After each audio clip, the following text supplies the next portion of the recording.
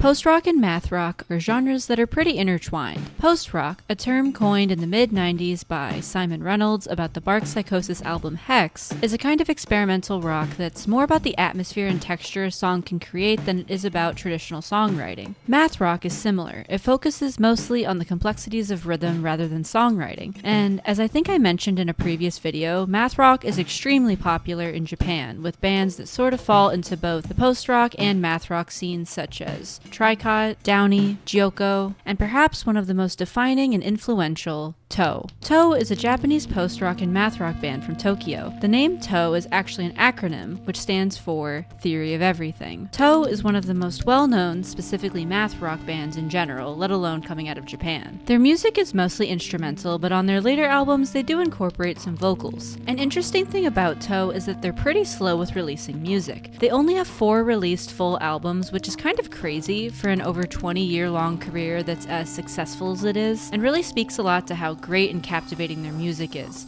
So, what do they do in the meantime between albums? Well, each of the members have full-time jobs. I'm going to go through them member by member. Hirokazu Yamazaki on guitar is from Yokohama, Kanagawa Prefecture. He's a graduate of a vocational school specializing in design. He was previously part of the hardcore screamo band Dove, more on that later. He was also a member of the band Monte Rosa 4950, which was a punk band featured on compilations of punk Disney covers, and seemingly not much else. His full-time job is an interior designer. He's the president and chief designer of his company Metronome Incorporated, which is a very successful design firm that has designed many retail spaces and hotels in Japan. Takaaki Mino, also on guitar, is from Yokohama, Kanagawa Prefecture. He's a graduate of the guitar department of Maser House, a music school. He's a former member of the bands Popcatcher and Reach. He also works as a recording engineer. He's worked with many artists such as Mouse on the Keys, Aki Toyosaki, Lucky Tapes, Sakanaman, Tortugano Nima,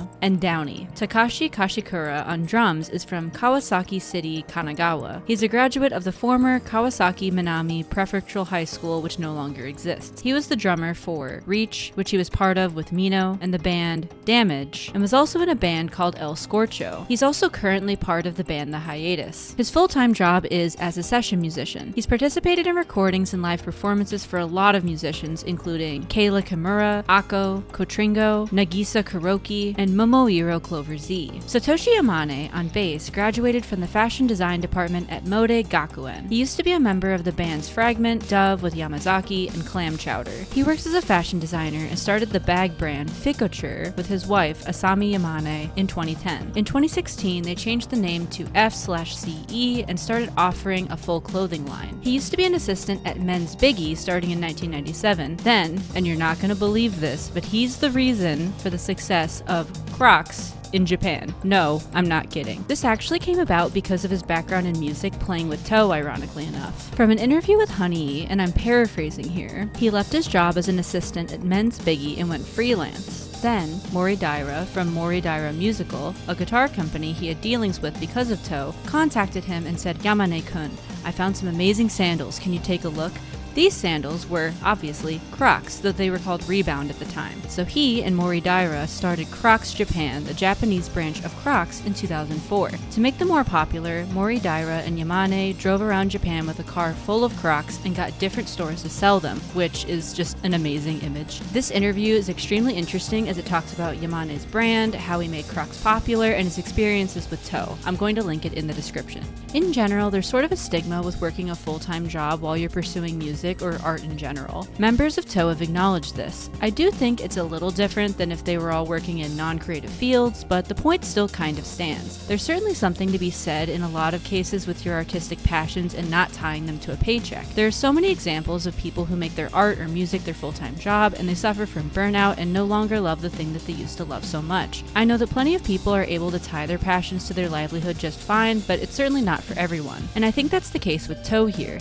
Even though they're still in creative fields, there's a certain amount of business acumen that's tied to their careers, especially those of Yamane and Yamazaki. Their music's so captivating and creative, and I do think that a lot of that comes from them having room and time to experiment and let their art grow at its own pace, rather than having the pressure of them constantly having to make more music. Anyway, into their history. So I went over this a bit when talking about specific members, but Yamane and Yamazaki were both in the post-hardcore screamo band Dove, renamed in 1997 from, I don't think I can say this word on YouTube, but I'll give you a hint. It starts with a C, which was formed in 1993. They renamed their band to Toe in 2000 when their drummer, Dairoki Seki, was replaced by their current drummer, Takashi Kashikura. Kashikura and Mino, reminder, were both members of the band Reach. Mino joined as an additional guitarist as well after Yamazaki invited him as they jammed together before. Their initial lineup has not changed since their inception, but they do now sometimes have a session musician on keyboard,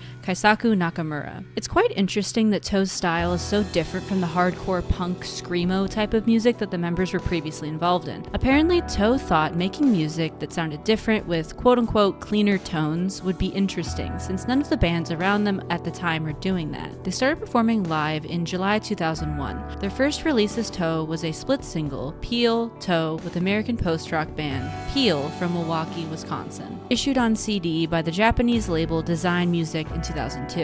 In 2003, they released their first EP, Songs, Ideas We Forgot, released by the label Katoon. This is a really great first EP and already establishes their sound, a very tightly performed kind of math rock. My personal favorite song on this EP is Path. In 2004, they released a remix EP called Redesigned. Then, in 2005, they released their first studio album, The Book About My Idle Plot on a Vague Anxiety, still through the label Katoon. This is probably the album that you know if you've ever listened to or even heard of Toe. Honestly, this whole album is really, really great. It feels also strangely cozy in a way. Also, interestingly, there are different versions of the record where the deer is facing upward or to the side, but most listings online, including Toe's Bandcamp page, tend to put it facing left, so that's what I'm defaulting to. I just thought that was interesting. Anyway, I love pretty much this whole album, but my favorite songs on it are Kodoku no Hatsume, Tremo and Delay, which is my favorite Toe song, and Muko Kishi ga Miru Yume. But Toe wanted freedom because they didn't want to feel pressure to constantly release new music. In 2006, they founded their own label, Machu Picchu Industrious, supporting bands including Mouse on the Keys, Enemies, and Tangled Hair. From this point forward, all releases from Toe would be through this label, and international releases would be handled by other indie labels like Top Shelf Records and Big Scary Monsters. This year, they also released their first DVD, RGB DVD, followed by the EP, New Sentimentality. This is also a great EP, and the last track on it, Ku Suto Hai, has one of the best subtle build-ups that I've heard in a song. It's also notable that this EP does include vocals, which Toe would start to incorporate more into their music. In 2008, they released the tour edition of New Sentimentality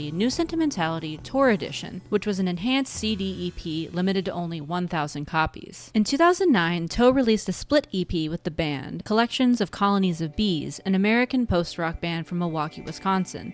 This band was formed by two members of the band Peel, the band they released their first split single with, and on December 9th that year they released their second studio album, For Long Tomorrow. On this album, they used more instruments like a Rhodes piano, acoustic guitars, and some additional vocals. This album also has a re-recording of the song Goodbye from their New Sentimentality EP featuring Asako Toki. I enjoy this album as well. It does some really cool stuff with the added vocals, like an After Image, and my favorites on this album are After Image and Two Moons. In 2010, after touring for the album, they released their second live DVD, Cut DVD. In 2012, Toe released the EP The Future Is Now and the DVD 8 Days EU Tour. Later that year, three of the members released a collaboration album, which included Clambon, Yamazaki, Mino, and Yamane from Toe, and Nujabes, Reflection Eternal / Imaginary Folklore. In 2015, Toe released their third studio album, Hear You.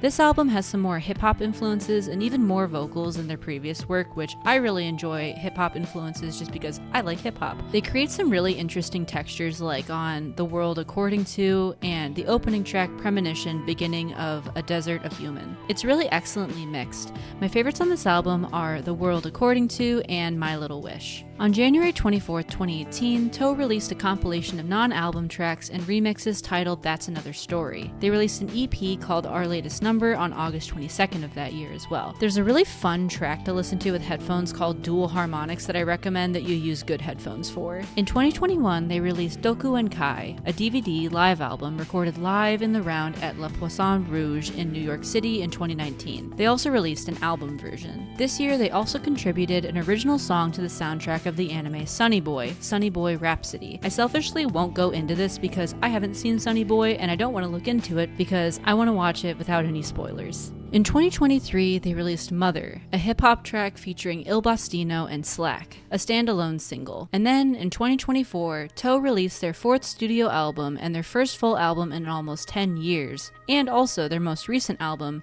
Now I See the Light. This album features cellist Saigen Tokuzawa and vocalist Kodama Now. This album is, in my opinion, their best since their first album. It has that magic that one had for me, and I can't really put my finger on why, but my favorites on this album are Kaze to Kyoku, Loneliness Will Shine, and Now I See the Light. In an interview with Guitar World in 2025, Hirokazu Yamazaki was interviewed by Andrew Daly. Daly asked, "You don't do a lot of press, so fans often wonder about your process. How do you hope to be remembered, and what are you most proud of?" And Yamazaki replied, "I don't think how we're remembered, or whether we're remembered at all, is something we get to decide, so I'm not really sure. But if you include the bands I've been in before Toe, I've been playing for over 30 years. I don't know if that's something to be proud of, but I do know that I've always had something I've wanted to express. I'm grateful that I've been able to keep doing that and that there are people all over the world who listen." And that's it. I hope you enjoyed this video. Toe's a band that's very, very special to me, and I've listened to them for years, so I was really excited about this video. Thank you very much to this commenter for suggesting that I cover Toe. I swear there was more than one comment requesting this, so if I missed you, I'm very sorry. As always, let me know what your favorite Toe songs are, and let me know if you have any suggestions for bands for me to eventually maybe cover. Alright, well, I'll see you in the next video.